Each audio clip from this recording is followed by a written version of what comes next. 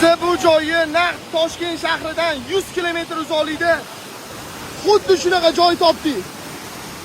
Manzaraga prosta bomba.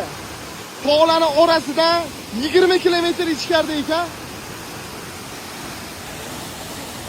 Qo'l bo'ldi, lekin sovuq juda ham sovuq. Tog'ning orasidan primoy tushib ketgan xuddi shu sharshara. Manzaraga bitta baho beringlar. Like bosishga arziydimi bu video yo arzimaydimi? Kommentariyaga yozinglar. Xuddi shu joyga kim bilan kelmoqchi bo'lsanglar, bu videoni o'sha o'rtog'ingizga, yaqinlaringizga tashab qo'yinglar. Bu joy lokatsiyasini Telegram kanalda tashlayman.